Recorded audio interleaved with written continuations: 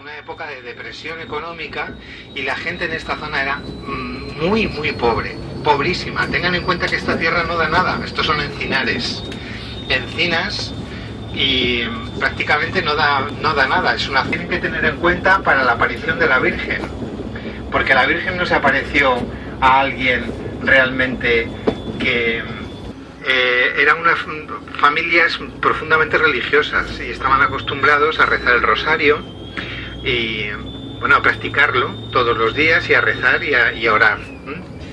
La mayor de ellos, Lucía, era la que seguía el rosario, y un día, rezando el rosario en Cova de Iría, un 13 de mayo se apareció la Virgen, aquí.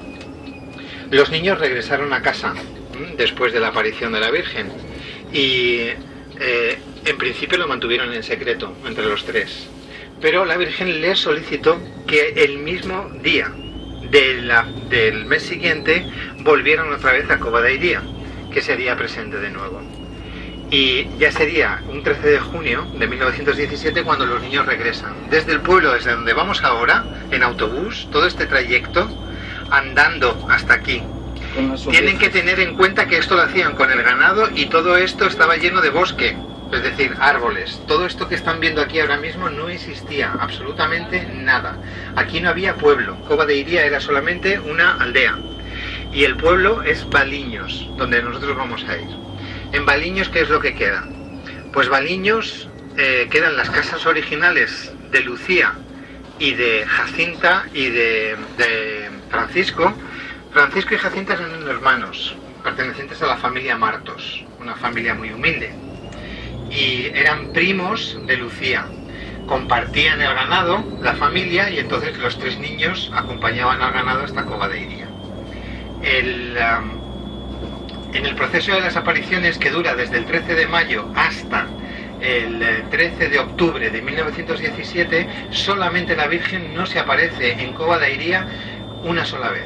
Y el problema fue que los niños fueron arrestados domiciliarmente. En agosto del prefecto de la zona hubo una comunicación, porque esto se extendió, a partir de la segunda aparición se extendió como la pólvora. La gente empezó a venir en masa hasta aquí porque se comunicaba que la Virgen se le aparecía a estos tres niños. Y por lo tanto hubo como una multitud que llegaba sin cesar hasta este lugar. En origen hasta el pueblo y luego hasta Cova de Iría, el lugar donde se apareció la Virgen, que era una pequeña explanada, un pequeño prado y ya está, no había más. ¿Qué ocurrió? Pues que durante ese proceso de tiempo hubo gente que dudó de los hechos, claro. ¿Quién va a creer a tres pastorcillos que no saben ni leer ni escribir que de repente la Virgen se les aparece? Pues entonces había mucha gente que dudaba y decía, bueno, estos son inventos y cuentos de niños, ¿no? Pero algo extraño sucedía, evidentemente, y algo muy extraño sucedió porque, y esa fue la prueba del milagro de la aparición de Nuestra Señora, y es que el 13 de octubre la multitud ya no era simplemente 100 o 200 personas, es que el 13 de octubre fueron 70.000 personas las que acudieron hasta Cova de Iría.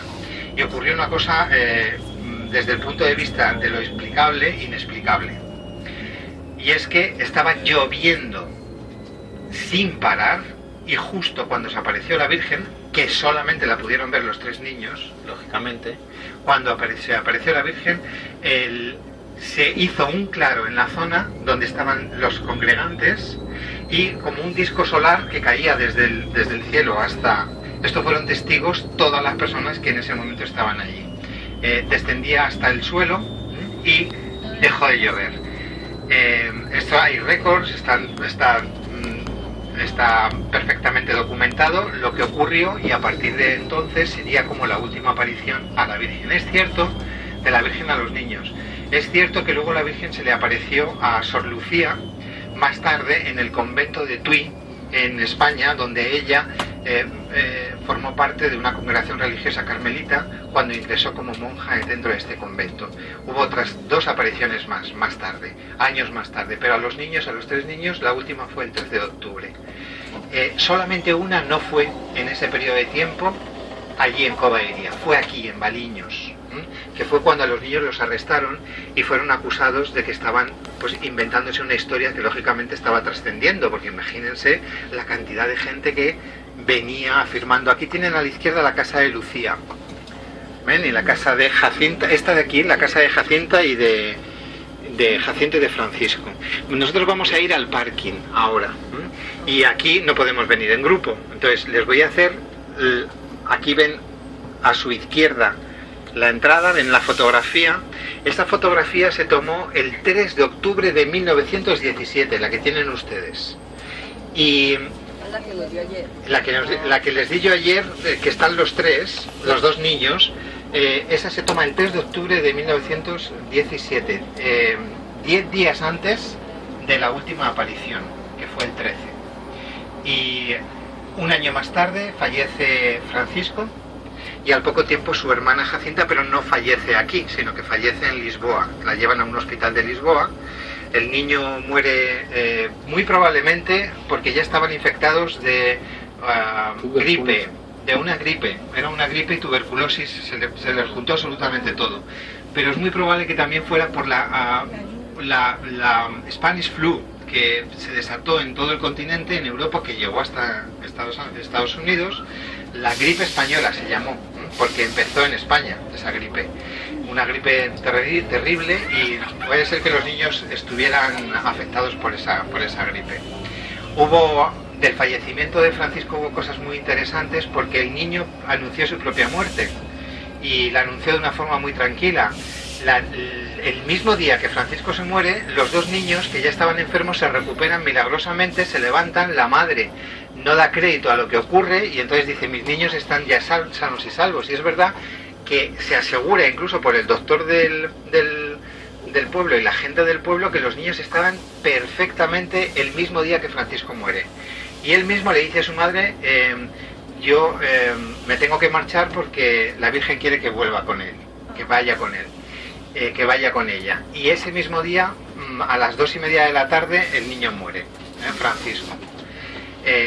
Años más tarde ya saben que fueron beatificados los dos y enterrados en este pueblo, en Valiños, pero en el año 50, por las donaciones que se hizo a través de todos los peregrinos que venían. Tienen que pensar que hasta ese momento tampoco se había dicho por parte del Vaticano que esto era un lugar sagrado. Hasta ese momento el Vaticano todavía estaba haciendo investigaciones, porque eso necesita mucho tiempo. Y ya en el año 50, cuando ya se decide, en el año 57 se trasladan los cuerpos a la basílica, años más tarde se les beatifica y se les considera ya beatos. Los niños fueron trasladados desde este cementerio local hasta la iglesia cuando se construye en 1957, en la basílica, que lamentablemente no podemos visitar porque está en restauración en este momento y debido a las obras de restauración. Pero sí que les digo que desde el punto de vista de peregrinación, el lugar más importante es donde han estado esta mañana, donde han estado celebrando la misa, porque es el lugar de las apariciones. La capilla que está dentro de esa capilla chiquitita donde está la imagen es el lugar exacto donde se le apareció la Virgen a los niños, y ese es el lugar donde todo el mundo quiere visitar. Tienen que tener en cuenta también que los peregrinos que vienen con mucha fe, que han pedido favores a la Virgen y han recibido esos favores, normalmente vienen caminando a través de una línea que hay, que va desde la parte superior de la basílica hasta la capilla de las apariciones. Nosotros mañana el padre ha encargado una misa que es en el lugar de la capilla de las apariciones. Justo detrás hay una capilla privada donde podemos celebrar misa. A las 8 de la tarde es una misa privada solamente para nosotros, que vendremos después de hacer toda la visita y ya luego les explicamos el padre y yo.